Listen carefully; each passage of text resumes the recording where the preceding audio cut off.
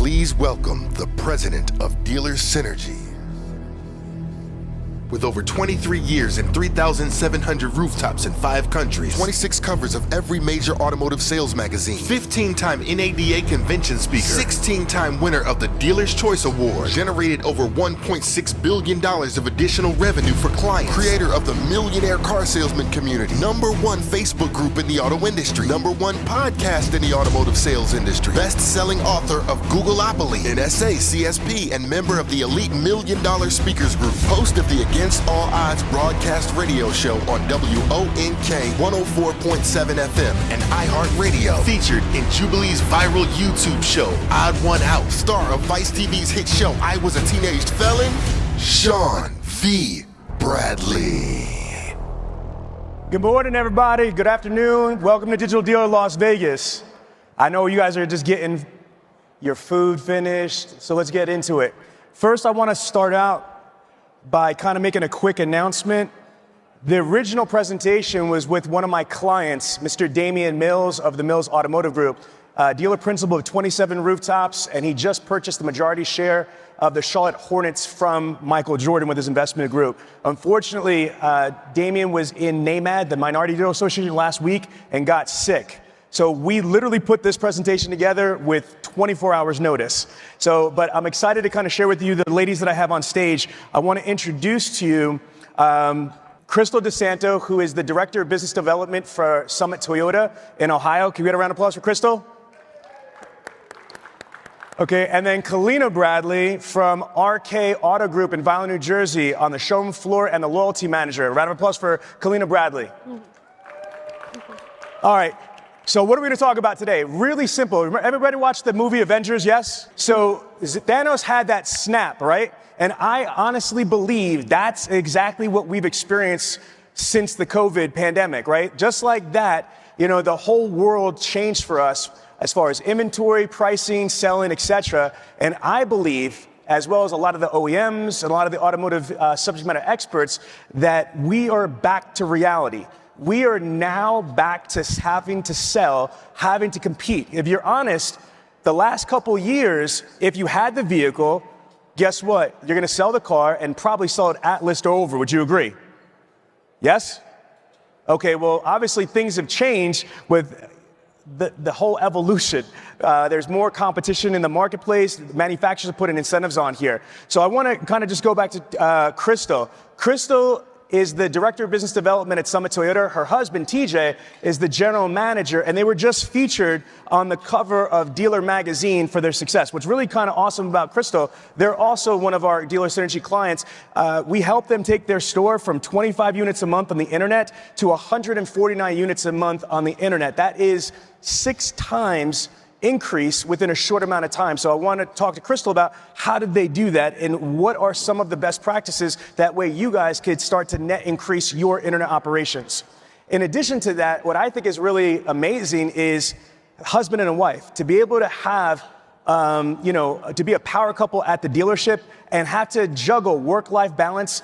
Being a spouse, being a parent is not easy. And I know a lot of times in our industry, sometimes our personal relationship suffers when we're trying to, climb the ladder of success. So I want to be able to hear from Crystal to see exactly how her and TJ run a major Toyota dealership and still get to achieve work-life balance. Now, I'm really honored to present Kalina Bradley. She's one of my daughters. Both of my daughters are on the retail side. Well, Tiana's now on the vendor side, but she spent the last 3 years at RK Auto Group in Violin, New Jersey, crushing it on the showroom floor. And for about 6 months, she was the loyalty manager when the loyalty manager was on maternity leave. And so she's going to bring a really, I think, interesting insight on some of the things that they're doing at the RK Auto Group that helped them achieve profound success in the automotive industry. So let's jump into it. So Kalina, starting with you, I want to show everybody this video that you created.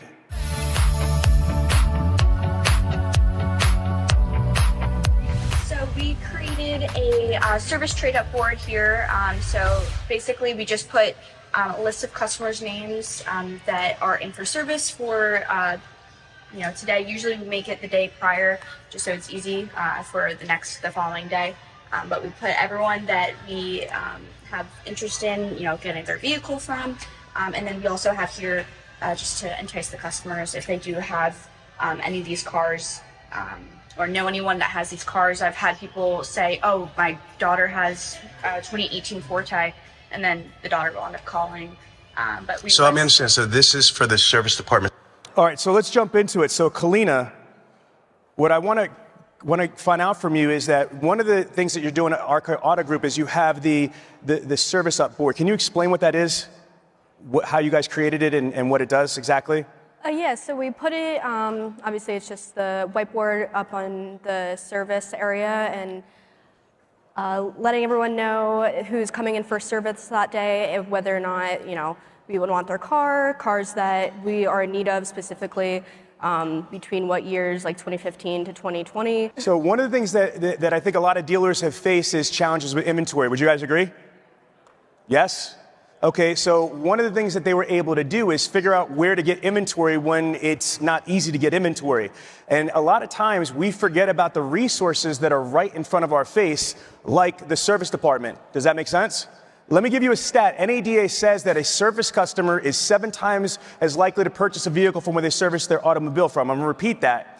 NADA says that a service customer is 7 times as likely to purchase a vehicle from when they service their vehicle from. So if I'm correct, Kalina, how this came about, one of the ways was that, you had prospects, you had a lot of these leads, but you didn't have cars to necessarily sell these people. So yes, you could go to the auctions. Yes, you could try to, go through some of these online classified sites to be able to, try to, buy vehicles from the public. But then you decided to be proactive, create this service up board and drive acquisition traffic. Is that correct? Yeah, correct. Especially for, like you said, if someone's coming for a new car, if we're able to get a car that's relatively new, specifically off lease, that's what I dealt with.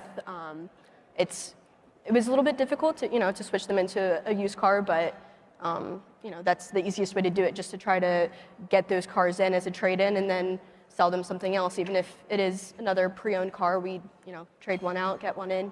How receptive would you say that these people are? Because they didn't come to the dealership to purchase, to sell their car. They came there to service. And all of a sudden they see this service up board and saying, we want to buy your car. Can you give us percentage, 10%, 20%, 30%, 40% or more? What would you say the amount of people actually allowed you to give them the pitch and try to get their car from them? Yeah, so besides the board, I would call them or email or text them the day prior, and then they'd either reach it back out and say, yeah, I'm interested, even if it was just for an appraisal. Later on, even if it's just months, I would just keep following up with them, letting them know that we were still interested. So even if it wasn't a sale that day, even if it was just an appraisal that day, later on, I've had plenty of customers 3 months later on say, all right, I'm ready. I think I definitely am interested. I would say probably about 40% of people let me at least appraise it that day, and then I got a good percentage of even if it was later on.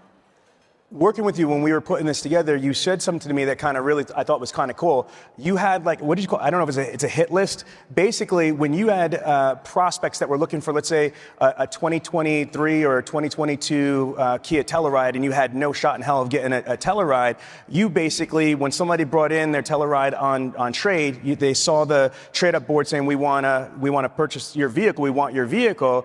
You actually turned a no car opportunity, meaning you had no inventory for a prospect. Not only were you able to get a piece of inventory for this prospect, but the person that you bought their trade-in from, they needed a new car. So you turned a no car deal into a 2-car deal. Yes. And how many times have you done that? More than once? Yeah, yes, definitely more than once. Okay. Guys, ladies and gentlemen, how many people have a program like that at the dealership where you're focusing on your service drive for inventory, that without exception, without fail, you're trying to be proactive to try to secure inventory from your current customer base? Anybody? Okay, D, how's that working for you? Coming from with Kalina being a top salesperson, that is one of the 8 ways to sell. So that's how we prospect. We can't always rely on the dealer and the marketing. So in order for us to keep the revenue flowing and hitting the grocery board, we have to do what we have to do to put ourselves prospecting in front of more clients. Okay, let me tell you what D just said. D Penn is a high-level sales professional at Win Ford, and D basically said, just like Kalina, as a sales professional, they're not going to let their livelihood, their commissions, their income on the hoping that the dealership figures it out.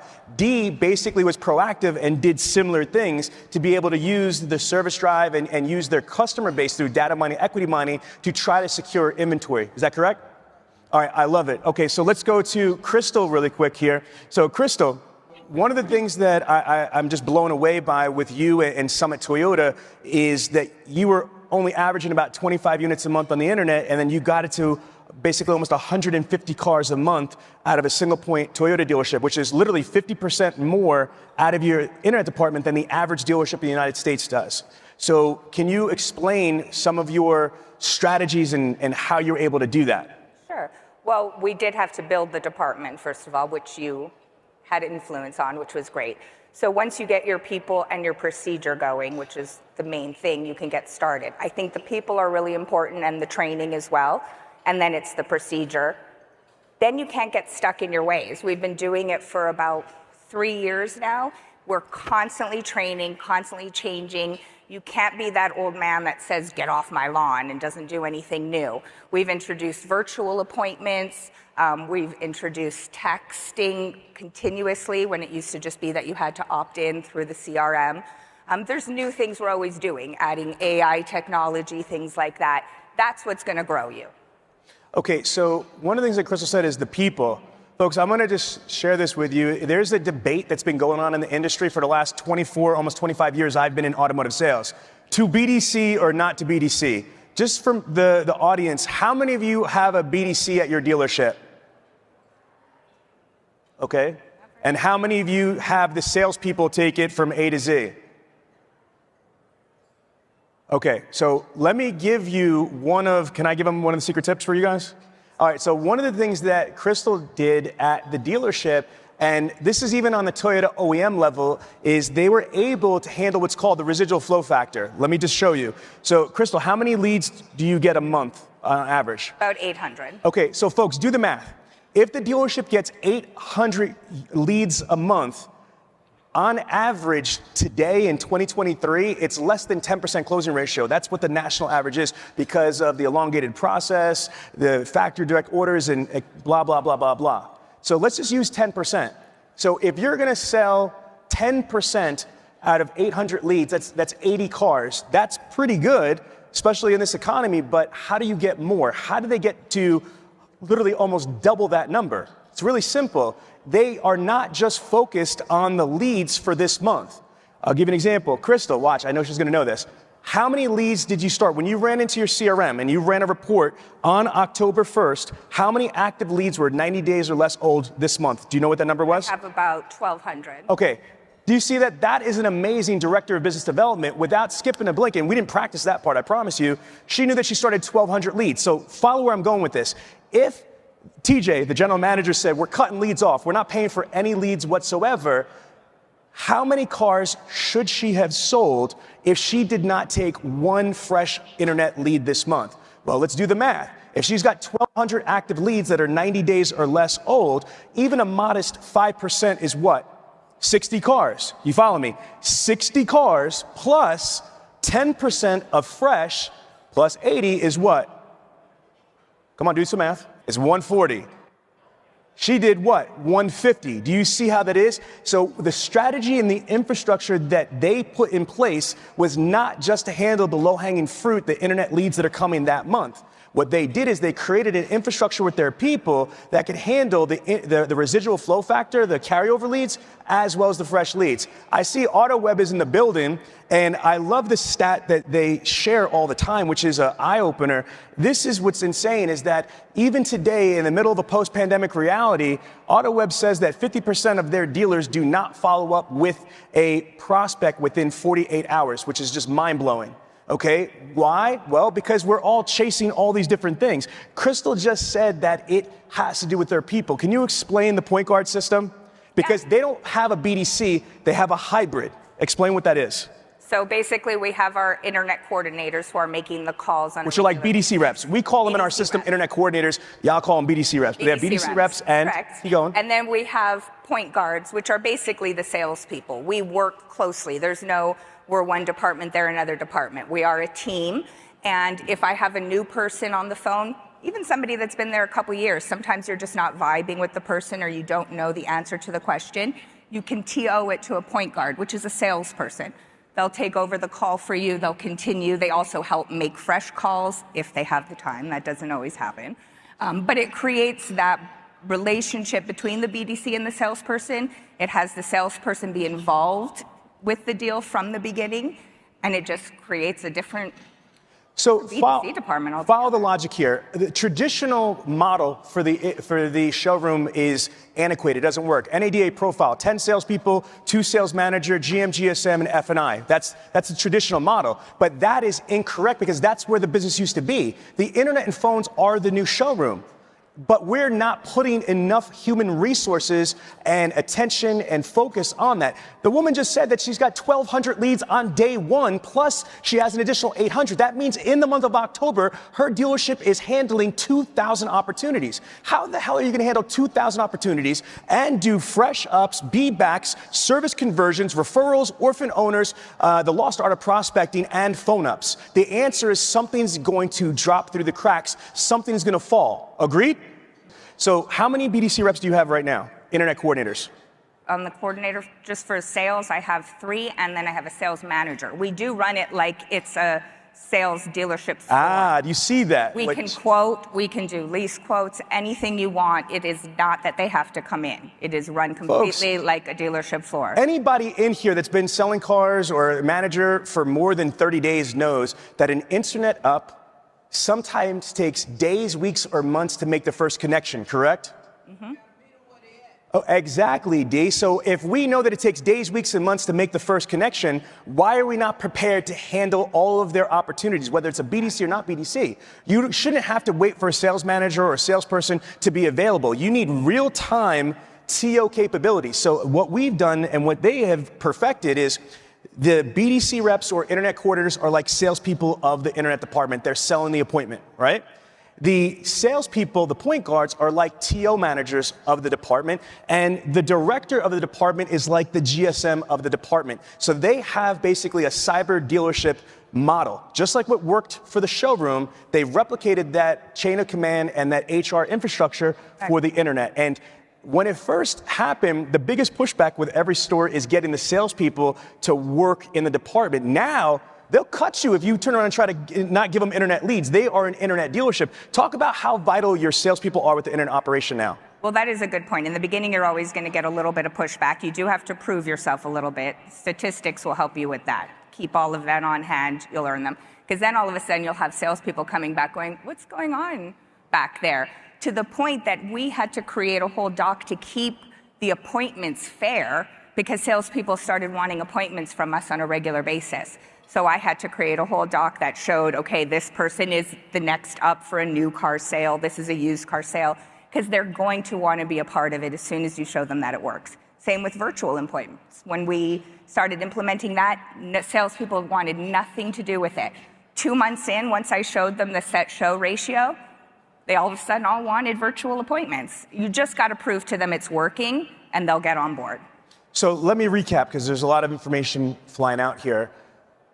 The market has shifted again. We're going back to the reality of selling cars. You have to be competitive. If anybody's selling cars right now in 3 years or less, then you don't know what the real world is like about competition and people, cutting their prices and all this other stuff. That's what we're getting back into. Not that it's going to be the sky's falling, but I'm saying it's not going to be as easy as, I got the car, do you want it or not? It's that arrogance has got to go away. We have to be competitive. And I'm telling you, pro tip, write this down, circle it, put a star next to it, is if you want to net increase deals immediately, have a plan on not only the instant gratification, but how to handle the residual flow factor. Just do basic math. So everybody, when you go back to your dealership, pay attention on the first day of the month, how many active leads do you have that are 90 days or less? And just use some logic and say, okay, without getting one fresh up, how many of these carryover leads should I sell? Follow my logic here. If it is October 1st, let's go back in time, and I have, like Crystal had, 1,200 opportunities, That doesn't mean these are bad, because if I got leads on September 30th, September 28th, September 17th, September 6th, those are all fresh opportunities. They're only days or weeks old, but sometimes we forget about them. I joke around with Kalina's brother, Xander. He's 10 years old. I have this frustrating parent situation daily. Hey, little man, before you take the apple juice out and open up another bottle, please finish the juice that's half open or quarter open. But every time I walk in my refrigerator, I got apple juice, orange juice, soda, quarter drunk, half drunk, 3/4 drunk, and there's all these unopened juices. That is your dealership. Anybody disagree with that statement? So how can you regain those opportunities? Being focused, one. Now, let's switch back to Kalina. Tag, you're back in. Okay. One of the things that I'm blown away by with RK Chevrolet, with Kalina, is that they are the #1 Chevy dealership in the United States for 6 years in a row. Actually, 10 years, my bad, for 10 years. And how much have you guys generated for Making Strides for Breast Cancer? Over 600,000. Say that again? Over 600,000. Over 600,000. Can we have a round of applause for RK Auto Group? Folks, the reason why that we brought this to your attention here is because car sales is a relationship business. True or false? Say yes? True. Absolutely. If we want the community to support us, if we want the community to buy from us, sell to us, trade for us, refer to us, then what we need to do is deposit into the emotional bank account of the community. Just like a regular bank account, you can't just go to TD Bank or Chase Bank and say, give me $10,000. Unless you want to catch a federal case, right? Unless you deposited $10,000 into it. So one of the things that they do, and I want to be clear, they do not say, let me help fight cancer, buy a car for me. I'm not saying that at all. They're not shady about it. Their heart is pure. They're altruistic. And what their intentions are is just supporting and loving the community. And guess what happens? Indirectly, the community freaking loves them. Can you share why Making Strides for Breast Cancer is so important to your organization? And how do you guys, out of 3,000 Chevy dealerships in the country, how do you guys achieve that amazing statistic of being #1 in the country for Making Strides? So the owner's wife actually passed away from breast cancer. So, we just try to do it in honor of her and let her memory live on. And we work with Making Strides. We do the Ocean City Walk every year. We bring the Corvette that's wrapped. We make it, a nice experience for everyone. We just started doing events at our dealership. So this is when you guys were featured in Dealer Magazine. That's the dealer principal, Jim G. Unfortunately, his wife, Sandy, passed away from breast cancer. And so when she was alive, they were supporting Making Strides for Breast Cancer, and after she passed away, they wanted her legacy to live on. So this organization does a tremendous amount for many different charities, but this one charity speaks, as you can imagine, to their heart. So some of the things that I've personally witnessed is how you have Team Sandy and you guys do these runs and these things. Can you just talk about how that also brings the team together? Because you're working on something so special that's not just selling cars, it's trying to help. Yeah, it's definitely like a team bonding thing. We all come together, we come up with ideas for new events that we are going to be doing at the dealership or at the Ocean City Making Strides Walk. It's a great thing that we do, and I'm really proud to be a part of it and to be a part of something bigger. So Shakespeare said, show me your friends and I'll tell you who you are. Again, show me your friends and I'll tell you who you are. Can you imagine all the people that have been affected by breast cancer or any other catastrophe situation? If somebody's got to buy a car, remember, respectfully, Chevy, Kia, and Subaru you work for are a necessity. It's not a luxury item. It's not a Ferrari. It's not a private jet. They need this vehicle. So if I have to purchase a vehicle from somewhere, why should I purchase from RK Auto Group or from ABC Motors? Well, what is your value package proposition? What is different and better about what you're doing compared to anywhere else? I'm telling you this right now, it is important. And if you guys don't realize that, there's a whole bunch of trainings and speeches and articles about corporate identity and mission, vision, and value statements. People buy into that stuff. If they know that they need to buy a car and ABC Chevrolet doesn't really do anything, doesn't really care about anything other than getting that money. And then you have an altruistic dealership that's going to provide exceptional customer service. They're going to provide an incredible experience. Oh, and then on top of that, part of the money that you're investing into this purchase goes towards something as incredibly important as making strides for breast cancer. Does that make sense to everybody? So besides, the Making Strides for Breast Cancer, can you talk about some of the cool programs that you do with the animals and all the cool stuff? Yeah, Subaru, we're also a Subaru dealership too, so we are partnered up with our local animal shelter. We actually sponsor we cover the adoption fees for one animal per month, and we have them on our wall. It's really sweet. We donate to our local schools. We do food drives. We do Toys for Tots we do every year. But going back to for the breast cancer, we do the Sandy G Memorial event. That's what's another event that we just started, and we do a free mammogram van. We do like a car show. So even just getting involved with our community, like the fire truck comes out, it's like a really big thing that we've been trying to do more so lately too. Now, what I would want to know if I'm a dealer, a digital dealer, is do the customers care? Do the prospects care? And if so, what have you heard personally? She's on the front line selling cars, and as a loyalty manager, how do you feel that the prospects in the community responds to the free mammograms or the firefighters and all the stuff that you do? Is it like whatever, or is it like, man, this is freaking amazing, thank you for doing this? Oh no, they definitely do care. There's been several customers of ours that have specifically said, we'll put up the pink balloons, we have the signage all over. And we've had a few customers say that they have been diagnosed with breast cancer or that they've beaten breast cancer. We've had a customer, only a few weeks ago, say that they were just recently diagnosed, and it, was really touching being able to, obviously walk them through the process of selling them a car and everything, but they actually came to that event that, I was just talking about with the free mammogram and the car show and everything, and it's just being able to build that kind of relationship. And now, with that one specific customer, they're going to be telling their family, they're going to be telling their friends, to come by at RK. And that's not what it's about, but it's a nice thing being able to be that dealership that they can go to.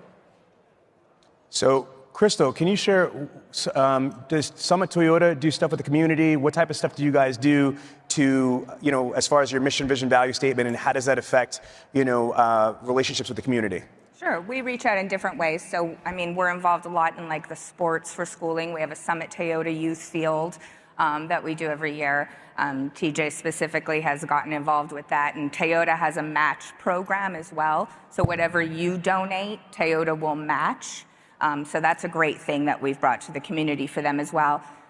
All little sports teams, I'm super involved in PTO, so we would sponsor all kinds of things for that. If we had a winter carnival, it was Summit Toyota sponsored. Donations for auctions and things like that. We get involved with the senior community, senior citizens.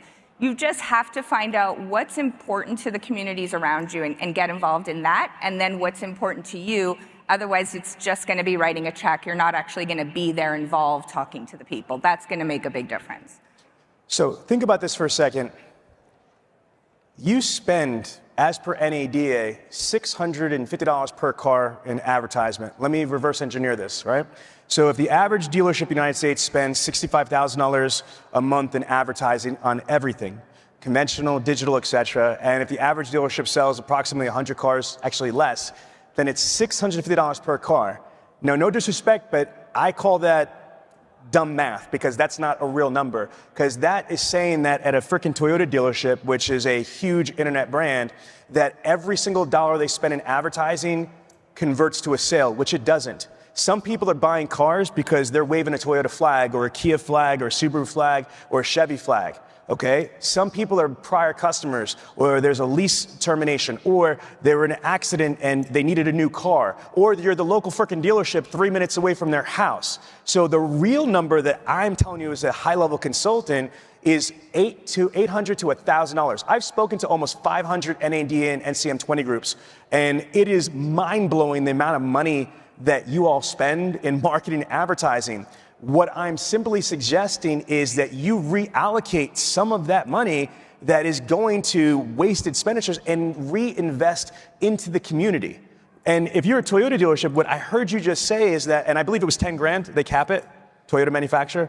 Yeah. Okay, they're gonna reimburse you up to 10 grand or match you up to 10 grand? They'll match it. Okay, so if you're a Toyota dealership like Summit Toyota is, I believe that Toyota caps it at 10 grand. So if you invest $10,000 towards the stadium, Toyota manufacturer is going to put another $10,000 in. So that's a $20,000, sponsorship or investment into the community that's going to have a 24/7 billboard with Summit Toyota on it there and all those people. Now, here's the other added advice, which I know both the organizations, they don't just cut a check and fall back. What I really love is that they participate in it. If you guys are doing something with the community, don't just cut a check, go to these events. If you're doing this Making Strides for Breast Cancer, if you're a Chevy dealership, don't just raise money, do the walk. Do the free mammograms, do the things that are going to be more personal. Again, I firmly believe the more that you invest in your community, the more the community is going to respond and reciprocate with business. Would you ladies agree? Get your name out there in other ways that's not just basic advertising. Okay. So now, are you guys getting value so far? All right, hell yeah. Thank you, my people out there in the bleachers. I appreciate it. All right, good. So I want to go back to Kalina, okay? So I just want to ask you on the showroom floor, right? Selling cars, like literally you were just on the floor the other day before you flew out to Vegas selling cars. What would you say are the biggest challenges that a salesperson sees today? Is it inventory? Is it objections and rebuttals? Is it, what would you say it is in your own words? Depends on the day, depends when the truck comes. Usually it's inventory. Getting people through the door too. It's a little bit of a slow time right now, so it's getting back to basics, calling, emailing, things like that, but mostly inventory, I would say. Okay, so the two things I heard Kalina just say is inventory.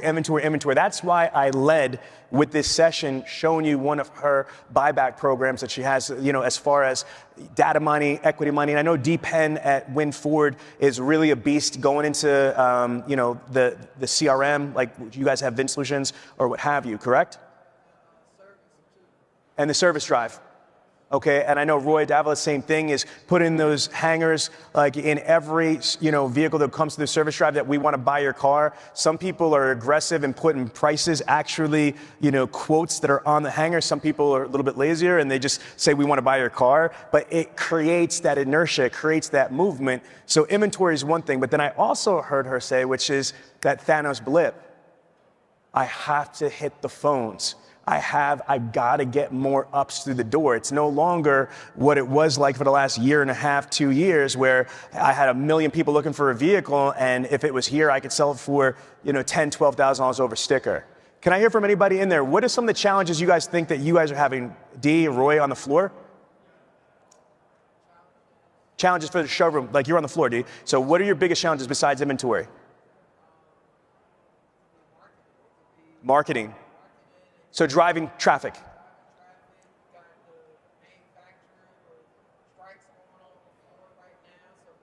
And GM? Yeah.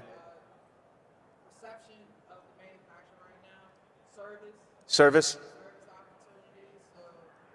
So let's go into that. So again, let's go to just jump back and forth. For Crystal, how do you guys respond to that? Like for inventory. So what do you do if inventory is an issue? How are you securing inventory or flipping people from new to used, or what is your strategy at Summit Toyota? So we have a few things for inventory-wise. We do obviously do the basic leads from KBB, True Car Sell, that we're calling just to purchase their car. Bonus if they buy from us.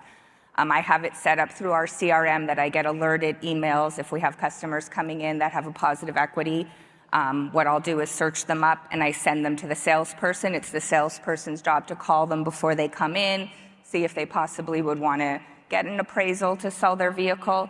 At one point, we were actually even calling dealers within about an hour range, any dealers looking for any pre-owned Toyotas that they had on the lot, and calling and offering to buy them from them. I mean, whatever you have to do to get deals, that's what we were doing. What's been your most successful thing? That's great you have all that, but if we had to just stand you up and say, okay, what's the best thing that you're doing for inventory? Pick one thing. It would be the leads from KBB and True Car Sell. Okay. Somebody owes this woman a check from those companies. No, but, Let's be honest. okay, so well, it's probably because my people are calling. acquisition, right? Let's be honest, yes. Yeah, so you have an acquisition strategy. Same thing, Kalina. Would you say similar to having that, the service up board, and that what else would be a really good way for you guys to get inventory at your store? Yeah, just trying to hit the phones, buy their cars, and it's similar to the service board, yeah. And then we try to sell incoming inventory as well, put their name on the car before it arrives. So it'll be a sale at least a couple months from then. Okay. Yeah. Now, let's go back. I mentioned that you were the loyalty manager for about 6 months while the loyalty manager was on maternity leave. What does that role entail? What was your responsibilities as a loyalty manager at RK Auto Group? So I would just call. It wasn't just leases that I was handling. It was just kind of customers in general. So I would specifically call people, email them, text them if their leases were coming up within a year, 6 months, 3 months, et cetera, and then just cars that I was able to see if they owned a 2018, a 2019. I would say, hey, we want your car. Just trying to get them back in so we can do that appraisal for them, and then also, like I said earlier, to try to get specifically the service people in. I would call the people that are coming in the next day to tell them that we were interested, and then I would go up to them the day that they're coming in and say, introduce myself, say, hey, wasn't sure if you're, saw my email, but I'm looking to purchase your car. We're very interested in it. Okay, and what would you say the most effective way for you to reach out to them was? Just hitting the phones? Yeah, calling, definitely. How many calls were you doing a day? I would say maybe around like 70 or so. 70? Yeah. Okay, and that's in addition to all the other responsibilities that you're doing? Correct, yeah. Okay, now, so folks, think about this. The more people you call, the more connections. The more connections, the more appointments, the more appointments, the more shows, the more shows, the more sales. It's an ecosystem. It's really simple. You want to sell more cars, you need to make more outputs, whether it's following up with a purchase request. I think the data, it's also important to share with you. NADA says that it takes, on average, around 7 to 9 attempts before the first connection. So don't give up. Kalina, have you ever had a situation where you're following up with somebody over and over again and they don't answer, and then when you finally answer, they come in and buy a car? Yes. A little bit or a lot of bit?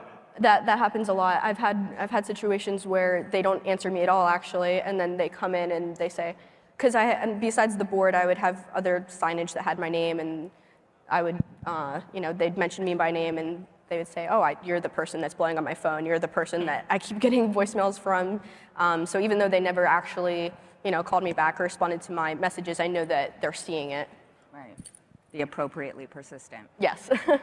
All right, guys, we're really informal. I'm going to start opening up for questions. We still got about like 12 minutes. Take advantage of these high-level females that are on here. I have a couple questions, but Roy, you got a question? Kind of, not necessarily a question, but from my perspective, why wait and ask permission to send an offer on an appraisal? In my opinion, hit it out the gate, right? Like, if you're focusing on acquisitions, especially at Toyota and Kia, those are loyal brand customers. So if you're running out of inventory, then you need core product to keep your customer in. Otherwise, they're going to go somewhere else, right? Yeah. So if your service department is your gold mine for acquisitions, in my opinion, you have some setup, however you have it set up where your appraisals are coming through. But I'm not a big fan of calling and asking somebody, can I give you an offer for your car? I would much rather send a text that says, hey, your vehicle was in our service drive. This is actually what it's worth, right? Yeah. Email, and then open up that phone call and say, hey, did you get my text? Did you get my email? We really want your vehicle, because from a consumer standpoint, if you're in need for inventory, show me you're in need for inventory. Don't give me the same old, how are you doing? Did I reach you at a good time? And I think the salespeople are doing that. Put the camera back on them. I'm just handing it off to them what the positive equity is and their content. They already have a relationship with that person. So they're just saying, hey, I see that you're coming in Wednesday. This is what I can offer you. Why don't we speak while you're here, so forth, while you're grabbing a coffee? Because I completely agree with you. It's almost like he said earlier, calling somebody on the phone in the BDC, you get them on the phone and then you don't have a quote for them. what's the point of that? It's now I'm just having somebody else call you 10 times to get you back on the phone. So yeah, I completely agree with that. They are handling it. It's just I pass it to the sales. You want to make sure the experience, you want to make sure it's different from ABC Motors down the road, and I'm not getting the same scripted response. Absolutely. I love it. Okay, what I want to do is, until we get more questions, guys, if you got questions, just raise your hand, and they'll bring the mic out to you. But while you guys are thinking of questions, I'm going to ask the ladies an important question I have as a guy. I think personally there needs to be more females in automotive. I'm super proud of my other daughter as well. She just won the WOCAN, the Woman of Color Automotive Network Award, last week in Miami at NAMAD. And I'm really proud because I don't think that there's enough females in automotive and absolutely not enough females in leadership positions. So I want to just give you both a round of applause for being so successful and being an inspiration in the automotive industry. Can you guys give me a round of applause, please? But I want to get your opinion. How is it being a female in automotive? Do you think, like, I know obviously it's different, but I want to hear from you. What's your perspective, and why are there not more females in automotive, especially in leadership positions? Crystal? I mean, I don't think it's really any different. I've always worked in male-predominated industries, so for me, it's not that different. I think we definitely need more women. We're lucky in our place. We have a woman service manager, women HR. I run the BDC department. I think it boils down to sometimes the perception of what it is. They think it's that old school sales where you've got to be there from bell to bell. You're going to not spend any time with your family. It's going to be stressful. It's commission based. So how do you know if you're going to be able to feed them? It's not the way it is anymore. And you kind of got to get that word out there and let women know and bring them in, and they'll see it's completely different. And they can be quite successful in it, if you ask me. It's a very innovative industry. What's Yes. that? Sorry? Innovative. Yes. Yep. So before I get Kalina's response on that, I would agree. I think that there's a negative perception. I think there's a lot of old school thoughts out there. But I got to say this. If we're not on a PR campaign to change the perception of prospective females in automotive, that's what's going to be out there. So that means if you guys are not doing job fairs, if you're not working with high schools, universities, vocational schools, and bringing female GMs or service writers or BDC directors or marketing or CRM or showroom sales professionals, they're not going to know. You know what I mean? So I think that it's really important. Now, I want to say this before I turn it over to Kalina. Folks, NADA says that females have over 83 to 87% buying power on all automotive purchases. Furthermore, they influence almost 70% of all truck sales. So here's my thing about representation. If females are the #1 demographic in selling cars and trucks, that's not a question, that's a statement, unequivocally. Then we need to have the proper representation to sell to this demographic. Would you agree? 100%. 100%. Yeah. So, Kalina, what has been, I know that RK is amazing with all the females they have there as well. Can you share how many females or the type of females in there, what their job roles are? Yeah, so we have a female service manager, we have a female finance manager. I'm at Kia, I'm one of 3 other female sales representatives there. There's only 2 males there. But yeah, no, I'm lucky to be able to be at a dealership that has so many, female roles. And speaking about like the differences, I honestly don't think it's too much of a difference, like you were saying. But I do try to make it a point to speak to the wives or the women more. Maybe just because I click with them, but I have gotten customers, like if I was calling them on the phone, they've said, if the wife ends up picking up, they said, the last time I was in, I felt like I wasn't really being heard. They were mostly speaking to my husband. And then I, assure them that obviously I'm a woman myself and that I wouldn't let that happen. I would, make sure that I'd be giving them the attention that they deserve. And I do try to do that. I make it fair across the board just because I know how it can be sometimes. But being male versus female, I haven't really seen personally it be a difference between, treated differently. I think that is a good point in sales that's missed out on, is a lot of times you don't realize how a different perspective a female salesperson can give somebody and make them feel, if they have a perception that, you know, it's the old school ways. I think that can open up a lot of doors too. So I'm going to go back to Crystal. You had said about the hours. Here's another thing. Whether it's Generation Z or millennials or females, that really kind of compromises on the recruiting side. I know this because our company has successfully recruited and staffed over 37,000 automotive professionals. 37,000 people we've helped bring into this industry, and the hours are a problem for some people. And I just want to say this, Ali Retta's here. I think he's got a session like after this. This is a guy that sold 1,582 units in 1 year. He sold 209 cars in 1 month, 35 cars in 1 day. This guy only works around 45 hours a week to sell more cars than the average full-blown dealership. I want to share with you that you don't have to do bell-to-bells.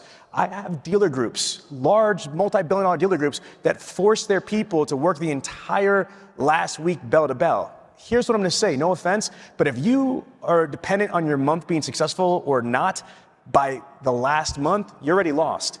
It should be intensive from day one to the end of the month. It shouldn't just be a bell-to-bell or at the end of the month. So I think it has to do with breaking bad habits. Why do we do that? I don't know. That's what we did for the last 20 years.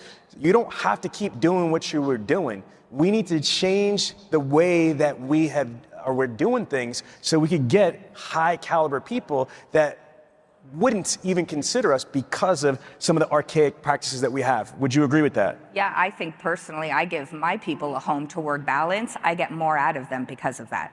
100% hands down. Okay. Kalina, how important is work-life balance for you as a young 22-year-old?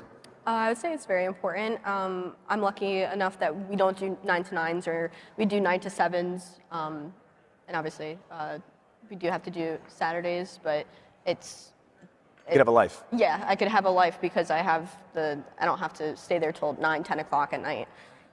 Listen, making a lot of money is one thing, but having a life and be able to enjoy and spend that money is really important to a lot of people, is what I'm understanding, right?